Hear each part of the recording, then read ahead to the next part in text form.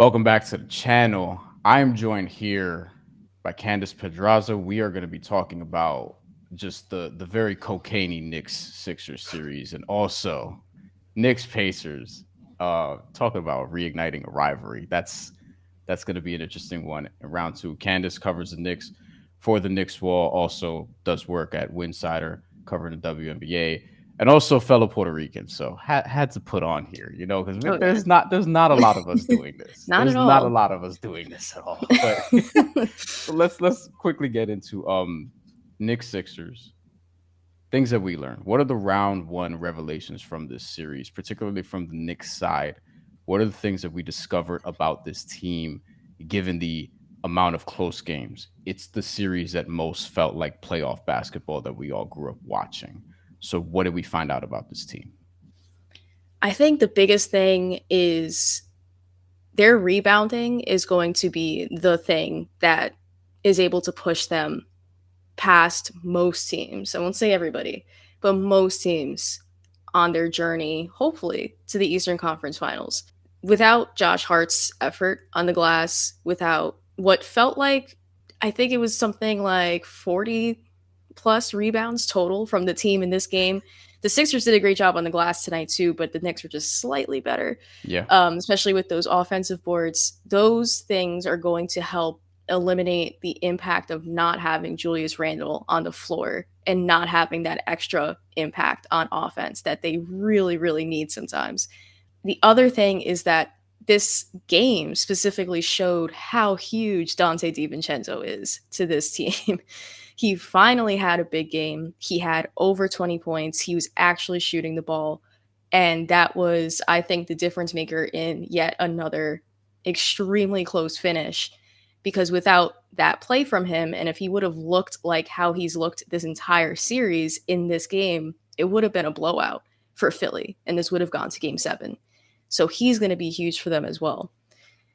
Beyond that, I think that they obviously have found what works for them on offense, which is picking up the pace, moving the ball, and letting Jalen Brunson operate off ball and move a ton.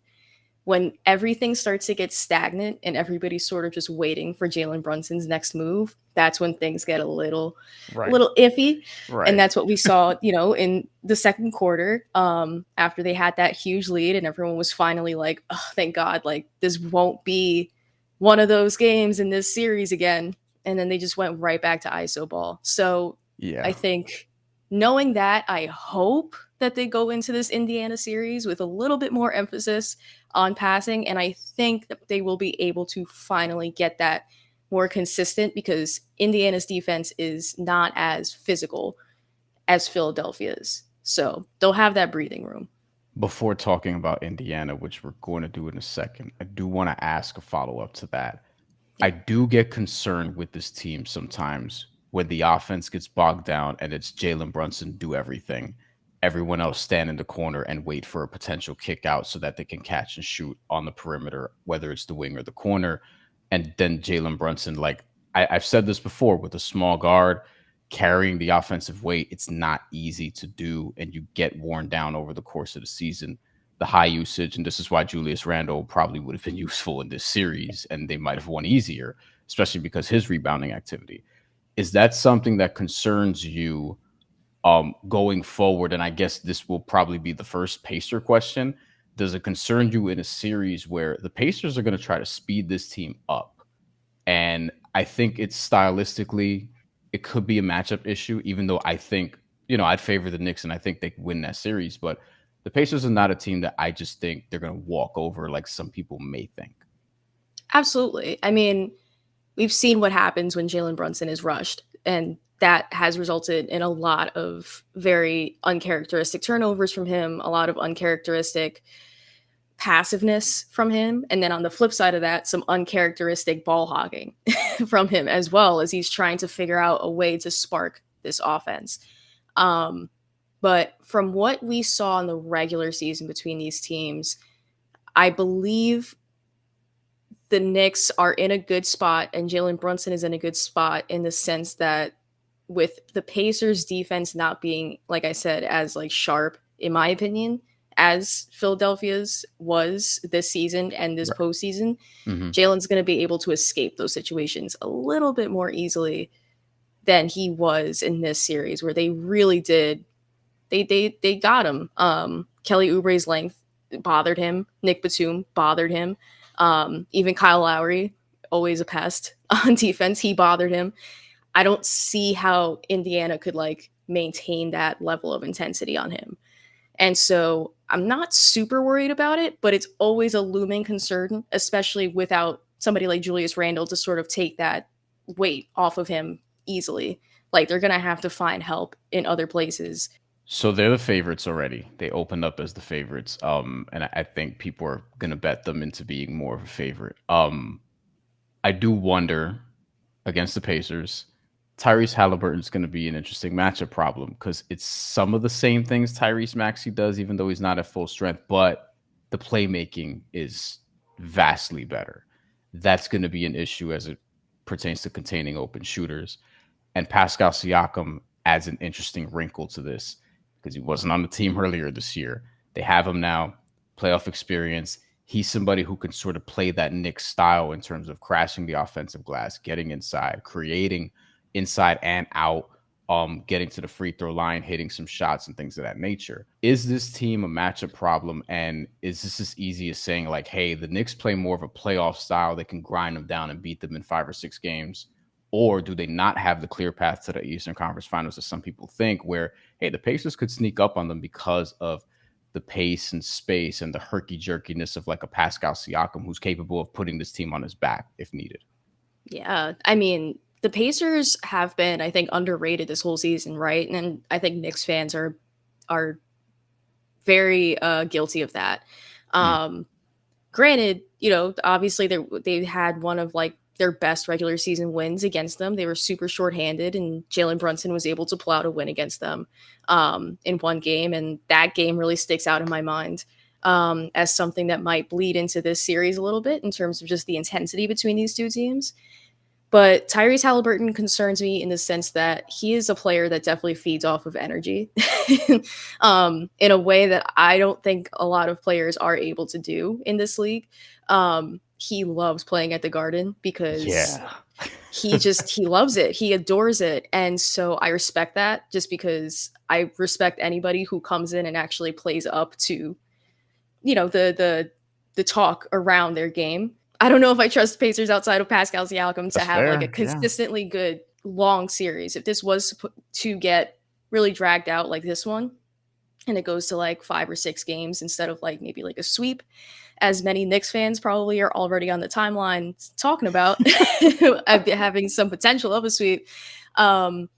Without help from other players, like it's gonna be tough for me to see how Indiana can like compete with, like you said, the postseason intensity that the Knicks sort of just like naturally tend to play with. But Pascal definitely also concerns me a lot. Yeah. I could see OG Ananobi getting put on him I think pretty so. often, Hmm. which will be really fun, ex teammates. But I don't see anybody outside of OG that I trust to defend him because Mitchell Robinson, unfortunately, is not a very good defender of like any stretch bigs at all. So okay, that's that, but that's something I think is going to be very important because I worry about Miles Turner in terms of, is he going to be able to be physical enough against Mitchell Robinson and Isaiah Hartenstein? But on the flip side, he's going to be stretching them out. Like it's not going to be Joel Embiid post ups. It's going to be very different. It's going to be a lot of pick and pop action.